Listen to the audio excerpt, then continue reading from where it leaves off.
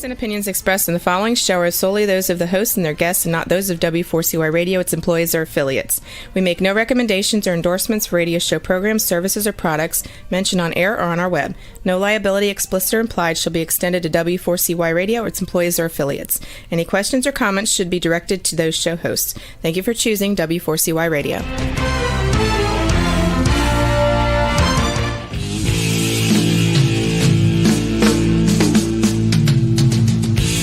Welcome to Outdoors People with me, C.W. Getz, and her, Maya Marzaki.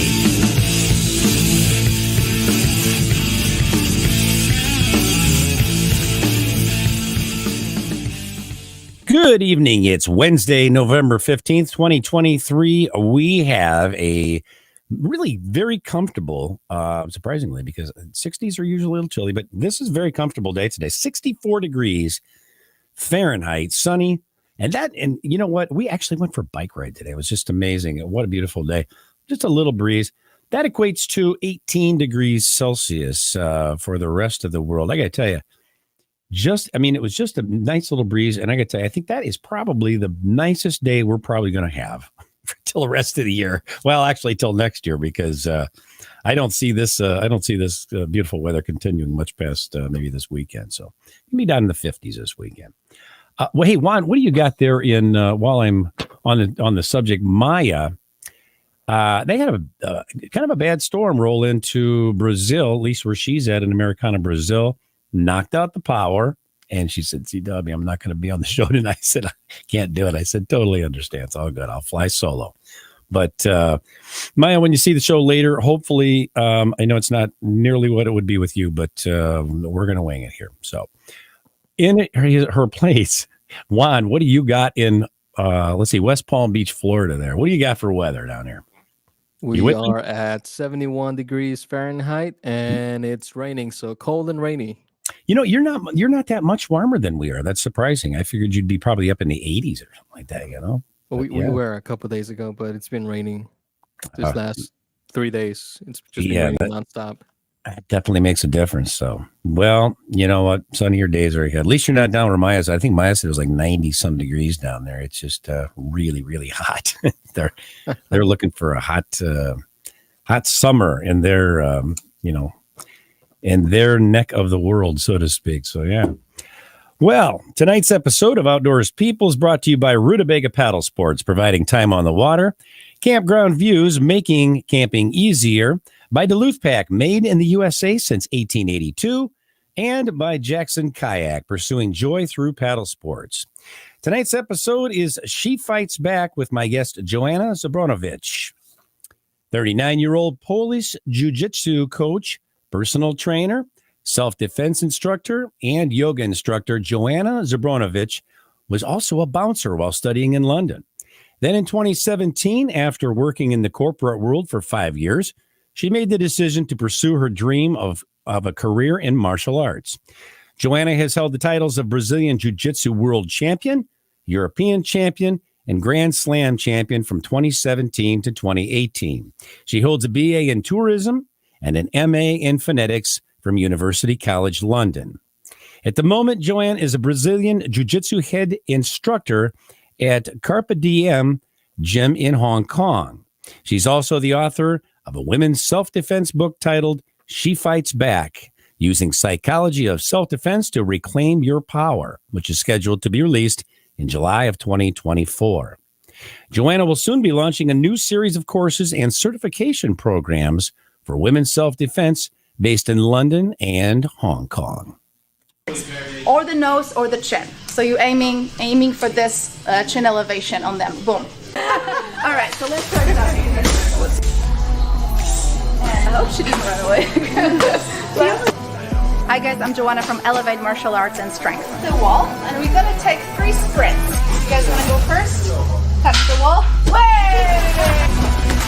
Nice. Cheater! Control your personal space, okay? So you're ready? I wanna hear it. Let's go. 1, 2, 3. Ready, steady, go. Back off. And today we're doing a self-defense class for women to teach them the awareness tactics, de-escalation, and basic blocking. And the reason why I want to move around her, in self-defense, we never go square. Because when you're fixated on the square, you don't see what's happening around. And you don't recognize where's an exit route. I'm going to start wrestling in a moment. I can see it. All right. It's absolutely crucial for every woman to know how to defend herself, and also just to be aware of the surroundings, the potential threats, and what can be done in dangerous situations. So you're just going to block from inside. 1, 2, like this. So she goes this way. That's it. Here, and then the other side is going to be, that's it. At the same time, as I block, I'm going to use offense with the right hand palm. So the palm is going to go upwards. So start really slow. So you go slow motion. 1, 2. Nice one. Right in the jaw. We're running every Sunday at 10 o'clock. It's a 1-hour class and everyone is welcome. We call it bear hug. So either holding from the side, from the back, okay, to take me away, or even if you're thinking about close distance, going for things like the chokes. Great opportunity for any female to come, whether a teenager or an adult. So I put the pressure on and now I have to strike. 1, 2. Try to use making sure you're not going to fall to the floor. Right. Yeah? See us next week for more. Wake up.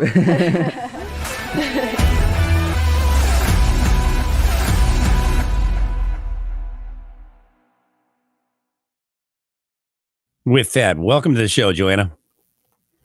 Thank you so much for having me. Wow, that video was amazing. Thank you for this nice introduction.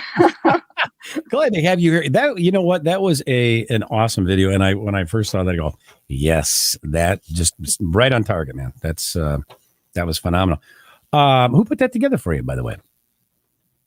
I was actually a colleague of mine working at that same gym in London that put that together. So they have a video production company, and so they actually specialize in martial arts. So they video a lot of martial artists. Let's give them a plug. What's their name? Fight Sports Production. Yeah, there you go. Absolutely, yeah, and nice, really nice video. So first, I'm going to start this off. I'm going to ask you here: was there something that happened in your life that motivated you to begin focusing on self-defense for women? Oh, that's an interesting question, because I actually was never interested in self-defense per se, but I was always fascinated by martial arts. So there were a few situations, few things that happened in my life that led me to the decision to focus a little bit more on self-defense. So I have to give you a bit of a background story to explain that. Yeah. So I started martial arts quite early on as a teenager and just pursued different martial arts. Actually expatriated to a different country at one point to pursue my martial arts career. And went to London to train with the Gracies to learn Jiu-Jitsu. And at one point, I decided to go back to uni. And when I decided to go back to uni, I obviously had to pay my student fees and decided to take on a job that required nighttime work and weekend jobs. So there weren't that many solutions that you can imagine to work in the nighttime. So we usually would be something between bartending and maybe doing security work. So since I already had some friends in the security sector, I just jumped on the opportunity to become a female security personnel and started working as a bouncer, essentially. I'm going to interrupt you there and ask you this: when you go for a bouncer job, I mean, you have to audition for this and like beat the hell out of someone, or what? How does that work? Yeah, so the notion of a female bouncer isn't necessarily to tackle guys, but I think the premise of having a female bouncer on site is solely to deal with other females in the club. So you can imagine regular nightclub is 50-50 ratio between males and females on average, maybe more, maybe less. So the idea behind it is that when a female customer has to be taken out of the venue, it's usually the female security that should be dealing with that person, or whether there's someone passing out in the bathroom, for example, which is quite common. It's a little bit better, less aggressive to have a female security to deal with that situation, to enter a female bathroom, etc. So for that reason alone, it became like common practice for bigger nightclubs to employ female security. Okay, interesting. Yeah, so makes sense. Yeah, makes sense. So when I started working in security, as you can imagine, there's also sort of different clubs in London, and some of them a little bit more dodgy, I would say. It's a very British word, by the way, meaning a little bit on the darker side of the spectrum. And some of them obviously a little bit more high street, you could say, membership type of clubs. So I've done security work in all the different clubs you can possibly imagine, coming from more sort of like the underground clubs, so where things were not really that safe, all the way to like posh membership clubs. So I've seen quite a lot. And obviously starting off as a female security dealing with females, later on, I was really keen and tempted to test my martial arts skills. So I was thinking if there is, any conflict or disruption in the club, I wanted to take part. I want to see if I can help out to deal with situations. And some of the times I didn't have a choice. Some of the times when a fight would kick off and there was no one else on side, or I happened to be right in the middle of it, obviously I'm the one that has to immediately take action. Wow. So in those moments, I kind of realized, wow, it's so different from the martial arts environment where you have, set of rules, you have a coach on side. Oh, yeah, sure. Yeah. Even when you go into fighting world, you usually have a referee there, and obviously the rules will not allow for anyone to pull your hair, poke you in the eye, scratch you with the nails, which is not the case in a nightclub. That's out the window. Yeah, anything goes, right? Everything is outside of the window. Yeah. And the most important is the element of surprise, because you actually don't know when it's going to happen, like how, when, who's going to do what, and you're not even sure of the intentions of what the people are doing. A lot of times I would find myself in the middle of a situation where I had no clue what was going on. So a lot of times I was wondering, who's the attacker? What are they actually doing? Who are they even attacking? Because the situation is very disruptive. When you have a lot of individuals gather in a group, sometimes the time just goes so fast, and you're actually not sure, who to tackle first, or I can imagine. To address. So it's a little, or maybe there's multiple people that are being the perpetrators. Usually. Yeah. So usually, what happens when there's a fight, you might have seen in videos or experience it in plain sight. A lot of the times, other people get involved, and once other people get involved, it gets really disruptive. And so you lose the plot, you lose the idea who actually is the perpetrator. we have a term for that in the United States. We call it cluster, and I can't finish that word, but I think everyone knows what I'm talking about. Yeah, cluster blank. Yeah, it's it's kind of ugly. You can put the beep in it. Yes, you can. Of course, it's live. Right. So in those situations, it actually made me realize that martial arts in themselves are, of course, amazing to teach certain techniques and, to teach you a lot of the basic stuff that you will be able to employ, but it doesn't really prepare you for the unexpected. So with that in mind, I was thinking of ways, how can I introduce a system of self-defense to vulnerable members of public like myself, to people who are not necessarily equipped with that type of strength, people who are smaller, a little bit more fragile and weaker, and how they can employ strategies to actually be a little bit more prepared for such situations, but also, how to train them and give them the tools, realistic tools, with which they will be able to go out in the street and feel a little bit safer. Sure. And a lot of self-defense systems, don't get me wrong, I don't want to trash talk about any particular self-defense, but a lot of them don't really address the problem of de-escalation or how a situation even is starting. They only address the physical aspect, which is, okay, I'm going to block, I'm going to do this fencing move, but actually they don't teach you how to, in the first instance, how to react, how to use your voice, how to use your distance control and things like that. So when I started studying, going a little bit deeper into the research, as a researcher myself, I love research. So I love using statistical data to figure out what are the common threats, how do they happen, who are the perpetrators, who are the victims, which space do these instances occur most likely, and what are the tools that I can give to people to help them understand how they can prevent threats in the first place. My first thought about self-defense was not per se physical, but actually prevention. And so I started putting some courses together. And at the beginning, people were not too interested in the psychology aspect of self-defense. They just really purely wanted to, learn the fancy moves because yeah, it's right, cool. right. I want to learn how to fight, man. Yeah, exactly. Yeah. Pretty much. And again, self-defense can be a very cool, fun, and engaging activity for a group, for example. And that aspect is also very, very extremely important.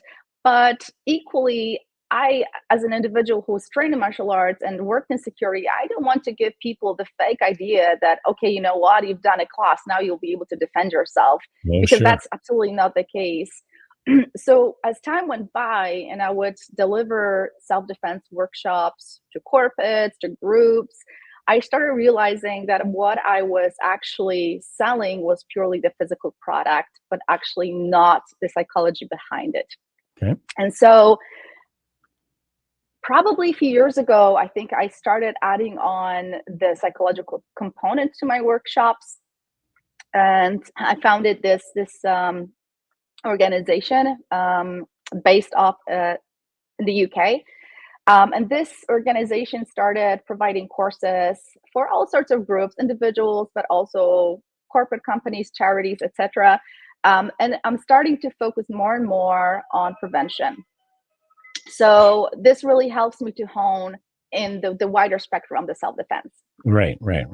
Now, when you say prevention, we're talking about, I'm going to try to, how do I say, not alleviate, but I'm going to try to not engage in the physical aspect of this thing, self-defense. We're going to try to disarm this thing or disengage. Am I correct in that assumption? With the psychological end of it. Yeah, so there are two aspects: a physical and psychological aspects of self-defense. Mm-hmm. And I do like to distinguish between the two, because I think it's important for people to realize that, hey, yes, I can teach you how to practice and how to perform the moves. But also I want to make them aware what is happening before that. So, okay, go ahead. You had another question behind it, or sorry? No, well, I guess I'm thinking, can you give us just a little bit of an example of what maybe the psychological part of it might entail? Like, just paint us a quick little situation of going, here's what's happening, and here's where the psychological aspect can play a big role. Yeah, where a lot of the times, and again, I'm going to talk about statistics. A lot of the times when you talk about violent attacks or violent behavior, it's usually something that can be prevented. And we know that from studies conducted at universities, for example, where students are usually, the most vulnerable group to fall into that spectrum. And we know that a lot of them have to do with coercion, manipulation, and peer pressure. So just knowing that, and knowing that we can educate the younger generation how to react to these behaviors could potentially eradicate some of these instances of sexual harassment or violence. Okay. Interesting. So go ahead. So this is where I'm starting the discussion actually about self-defense among young adults and students. And this is, I think, the group that we really need to address first, and we need to focus on that. And my job as an educator is actually go to universities and to schools and to teach and give lectures on that topic, because not only this group is the most vulnerable one, this is the group that probably will go into their adult life with the tools or without the tools that they need to prevent such behaviors. So we know about over 50% of violent behavior against women happens in educational institutions, which includes colleges and high schools. So on campus, a lot of these situations happen, like I mentioned, due to peer pressure. So if we were to start educating the younger generation, either using some form of coursework or programs that will aim at prevention. Actually, there is one in Canada at the moment that's doing that, and they're mixing physical self-defense training with lectures and prevention.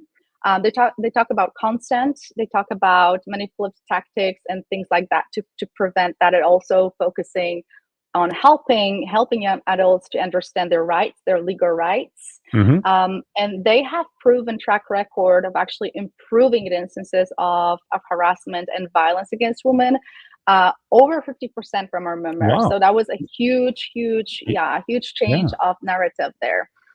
So we know that these methods work, but they do need to be combined with some sort of psychological aspects as well.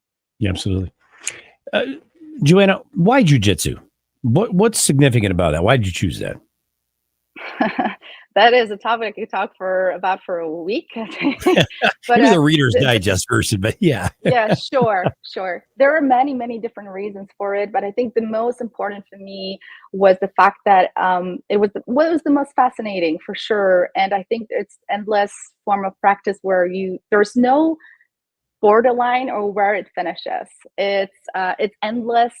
If you can imagine like a set of rules or a set of technical details you can cover, it just never ends. So after about 20 years of practice, I'm still learning things on a daily basis, and I think that just stimulates my brain so much.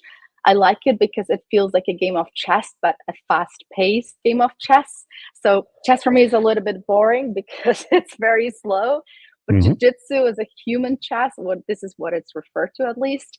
It's very dynamic, but also you have to strategize quite a lot. So your technique or the style you apply will vary depending on the person you're training with, but it will also depend on your own individual preferences and strengths that you possess. So it's a sport which is extremely fascinating, and it's also a great form of play.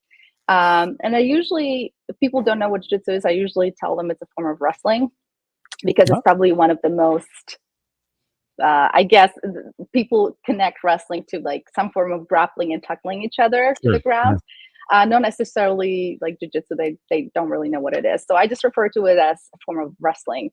And if you think about that, it's the oldest, probably recreational form of combat.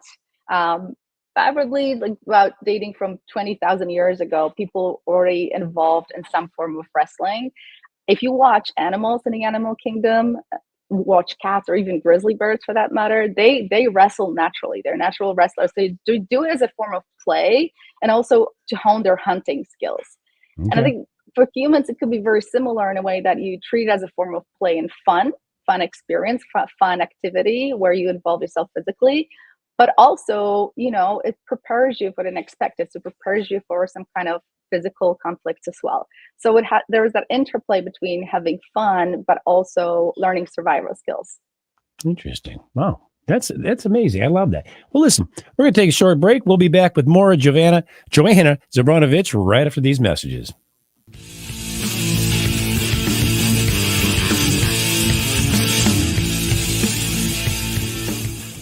A few years ago, someone asked Rutabaga's owner, Darren Bush, "Hey, how long have you guys been selling boats?" Darren replied, "Well, we don't sell boats. We sell time on the water." Of course, that comes in all types. We help people paddle more safely with Rutabaga outdoor programs. We rent canoes, kayaks, and stand-up paddleboards. We sell and install racks to get you from home to adventure. Rutabaga's got everything you need to get you out on the water, like paddles, life jackets, dry bags, and clothing. Rutabaga Paddle Sports, on the web at rutabaga.com. Mention you saw this ad on The Camping Show. It is time to go camping. Introducing Campground View's virtual tours. You can tour the campground, see the sites, see if they are available, and click to book your perfect spot. Hit the open road and explore the amazing places found in nature. We make it easy to discover, find, and book your site so that you can go have the fun and freedom you seek. Campground View's virtual tours make it easy and simple for you to see where you are going.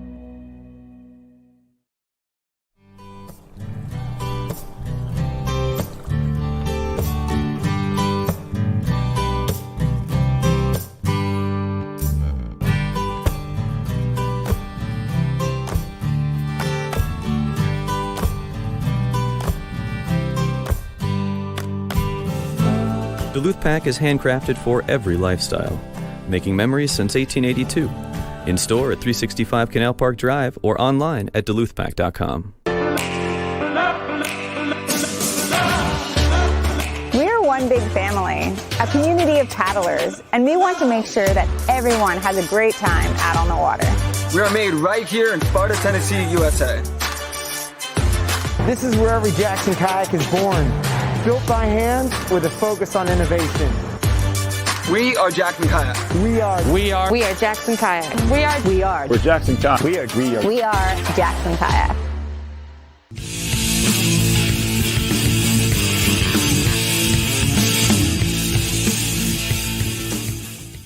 All right, we're back with Joanna Ziobronowicz here on Outdoors People. Joanna, I got a question for you. What is the scariest situation you've ever found yourself in? There are many, I guess. In my adult life, I guess there was maybe one instance that I remember specifically that made me question what I was doing. Oh, really? And it was when I was still in the security sector. At one point, a colleague of mine came rushing in with a bulletproof vest telling me, put this on, we have a local gun coming. And I was wow, okay, that's a new thing to me. Like I've never done it. I never experienced that. Yeah, that's serious, man.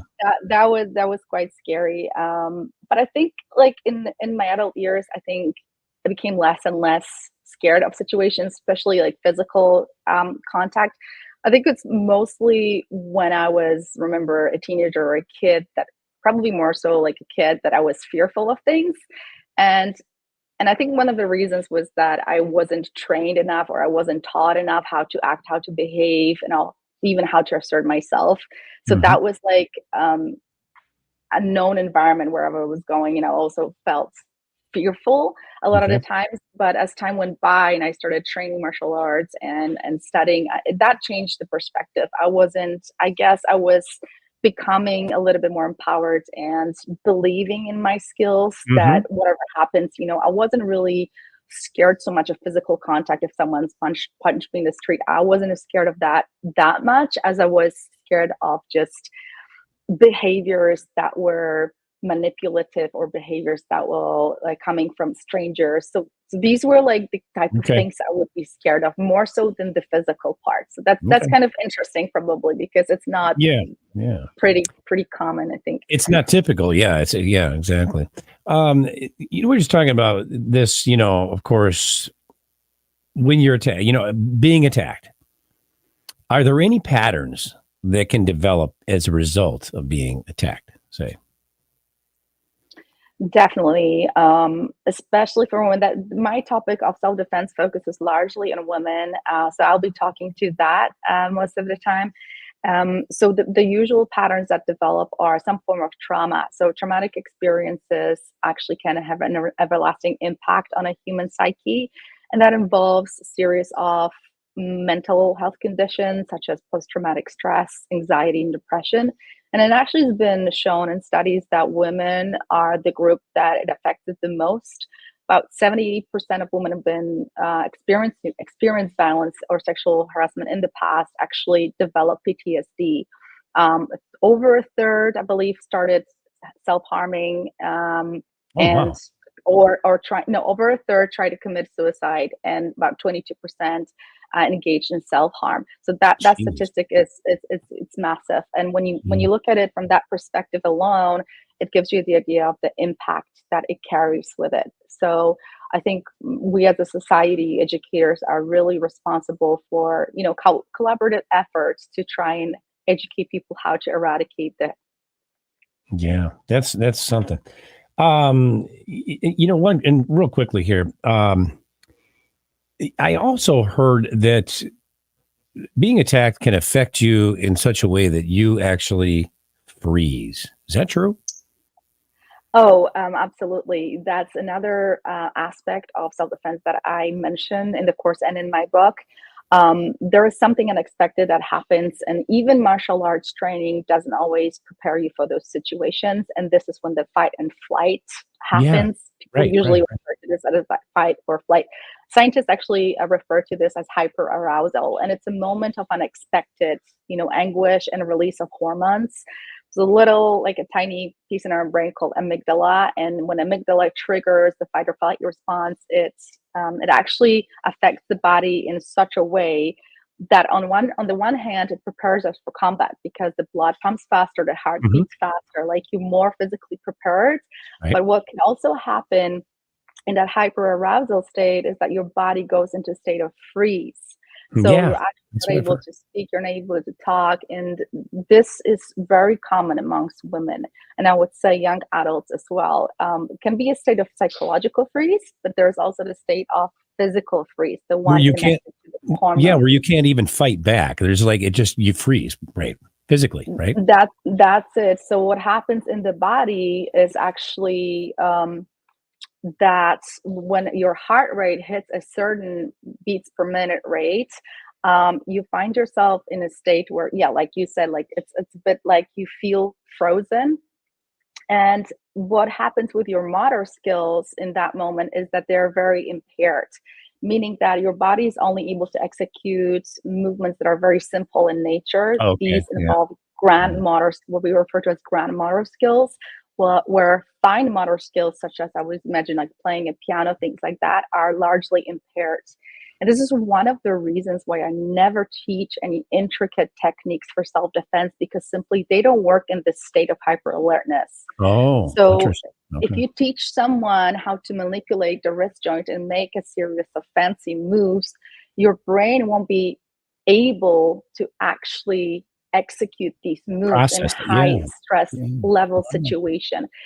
And for example, if you see people going into a fight, perhaps like skilled people, you might have noticed that they perform differently under pressure, that their technical skill set is diminishing with the psychological pressure that they're experiencing. Oh, wow. And that's actually an example of that hyper alertness at play. Wow. That's some amazing stuff. And I mean, at least I didn't, I would never think about that. I used to be a boxer. But I know your skill, your technique, sort of diminishes when the more tired you get. But I can certainly understand, the psychological aspect too, of what you're talking about. Well, listen, we got some photos to look at, Joanna, and when we come back. So we're going to take a short break, and we'll be back with more of Joanna on Outdoors People here right after these messages.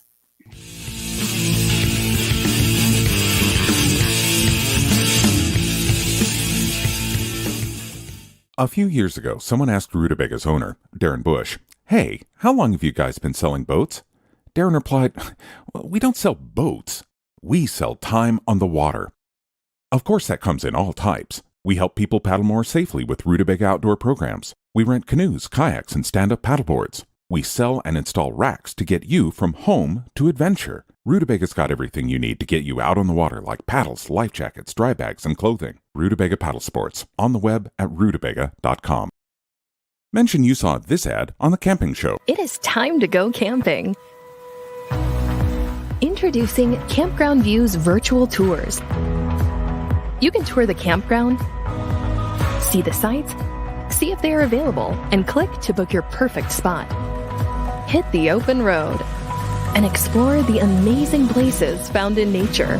We make it easy to discover, find, and book your site so that you can go have the fun and freedom you seek. Campground View's virtual tours make it easy and simple for you to see where you are going.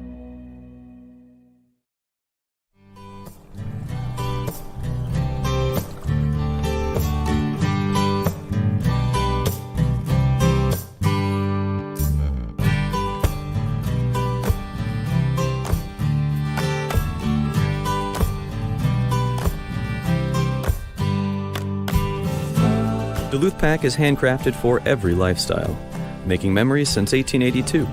In store at 365 Canal Park Drive or online at duluthpack.com. We're one big family, a community of paddlers, and we want to make sure that everyone has a great time out on the water. We are made right here in Sparta, Tennessee, USA. This is where every Jackson kayak is born, built by hand with a focus on innovation. We are Jackson Kayak. We are Jackson Kayak. We're Jackson Kayak. We are Jackson Kayak.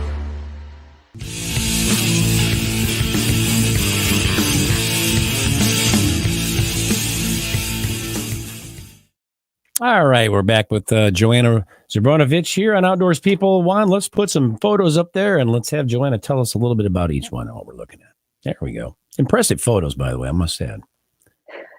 Thank you. This is the one from World Championships in Las Vegas, where I took gold from a few years ago. That's one of the happiest moments in my life. Yeah. You look badass there, Joanna. I got to tell you, man, you just look badass. I don't know how else to say it, but wow. I certainly wouldn't want to piss you off if, if I can. Wow. That's, you look tough. I was definitely focused. Yeah. You do look focused. That's a great word because you look very focused. No wonder you were champion. Yeah. Yeah, we enter a state of a trance when we go into a fighting arena. Usually here, it's a moment of triumph, obviously. So this is when the adrenaline is going to wear off slowly. But there's just a moment of euphoria over there because you just realize you're the champion of the world. And it's so yeah, cool. that's big. That's big. This is the best few seconds of my life, probably. Yeah. I mean, I can only imagine.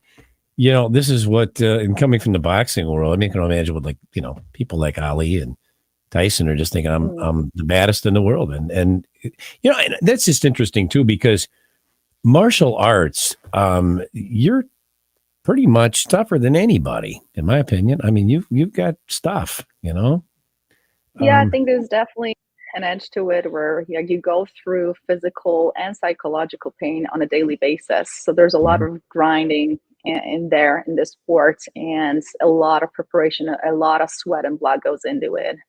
So I think that moment of triumph actually comes from the experience of having endured so many hardcore physical training sessions, and it's kind of like a culmination of that hard work. So it's extremely rewarding in that sense. Very cool. Very cool. This is a photo of one of my workshops, actually. So teaching self-defense and teaching people how to employ a leg guard. So as a boxer, you probably know that your hands act as a guard, but we also can use legs are a form of a guard where we not only ward off an attacker, but we also use offense. As you can see here, I use a foot post to strike the chin area, or to strike the face, if you will, with the heel. Just going to ask you that. That's an offensive move then. You're just giving them like an uppercut, basically, right? That's pretty much it. Yeah, coming right from the ground. So it is upside down. That's how you knock people out, man, right there with that Definitely move. Can. Definitely can. So in that sense, you see the person on the ground isn't necessarily someone who has to be solely on a defense, but can be definitely on the offense at the same time. Yeah. And there's no gloves on that foot like there are boxers. Oh, no. You're getting basically bone to bone right there. Well, a little skin in between them. Oh, that's it. Wow. Better than bare knuckle fighting. Oh, my God. Yeah, that would hurt. And this is the group of the ladies. I believe it's one of the first workshops I delivered in Richmond, where I was based for a few years. Nice. Just a nice group of ladies attending the workshop. Wow. That's a pretty big group there. Yeah, the workshops usually account for 20 people max, and I don't usually bring bigger groups because the engagement is great for larger groups, but then obviously we need to make sure that we can instruct each individual correctly. Yeah. So that's probably the biggest group you'd ever get in a workshop. I was just going to ask you how many people at max that you have in a group. Yeah, 20. 20 is a good number. And here again, we're having a discussion. So like I mentioned before, there's a lot of talk and also sharing experiences. It's extremely empowering. You can see this is a female group. It's very empowering for women to talk about their stories, individual experiences, what they have been through, how they prevented conflict or how they tackled situations. And some of these stories you hear are horrifying. It's whether to do with themselves or their friends or their family members. And so that sharing experience has a lot of value as well, because we discuss scenarios, how we can better prepare for situations, and also gives you an idea of how these situations happen too. And this is your closest community, is the closest community you will get, because all these ladies are local. So you will know what's going on in the neighborhood. So that's actually very valuable knowledge we get there right on site. So rather than just reading statistical data, you can actually hear stories from people, which for me personally is probably one of the most valuable tools. Yeah. That makes perfect sense. And here again is just an explanation of a form of control from the ground and how you can defend using the legs. Using a frame, like you can see there's a leg frame in front, how to, again, deter an attack, but also later on how to take the person to the ground or strike. For those of you who are just listening and not watching, I got to tell you, this picture is Joanna on her back. Her elbows are on the floor, but her palms are up. But I tell you, she's got her legs bent in such a position. Her feet look like they could damage you badly from the position that they're in. And I'm thinking, I wouldn't want to be that person on the other end of those feet. No way. Yeah. That's a very cool picture, by the way. Thanks.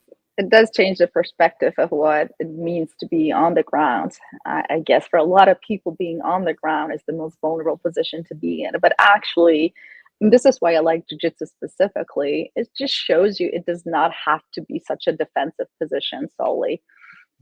Yeah, this looks very offensive on the ground. I'm like, wow. Correct. I love Correct. it. I love it.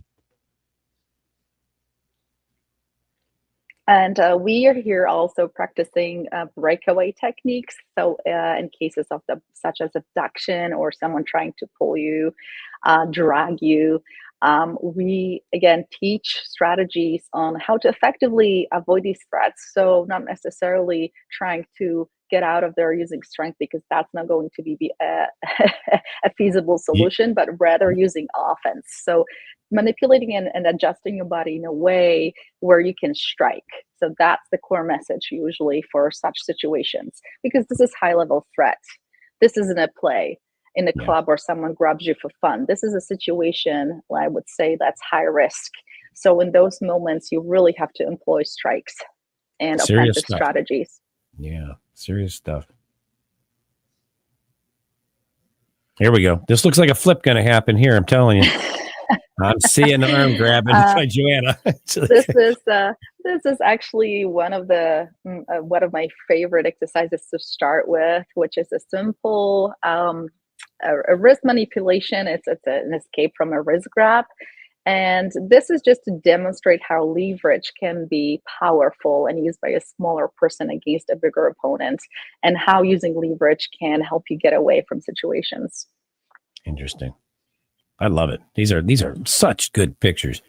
All right. Well, listen, we're running down about 6 minutes here. Joanna, I want to know real quickly, let's have you tell us a little bit about the new book that you're writing. Tell us a little bit about that, please. So the book is going to be published next year. Like you mentioned, July 2024. We're starting marketing campaign for it. It's a book that is incredibly empowering for females, and I direct it to females, but also to educators and larger society, to come together to think about solutions, how we can help the younger generation, which is the one that's most vulnerable. And how to understand threats, the nature of threats, and preventative measures before we even start talking about using physical defense. So there's a lot of psychology in there, how to boost your confidence and self-esteem, which are probably the cornerstones of self-defense. Without having these tools, such as the awareness, the self-worth, you will not be able to vocalize probably your needs. You will not be able to assert yourself in dangerous situations. So we're starting the discussion from that point, where we ask the question: are you assertive enough to even tell the person no, to maybe change the dynamic from the social conditioning of a woman, where you meant to be kind and not rude, but actually be able to break what I call the good girl conditioning.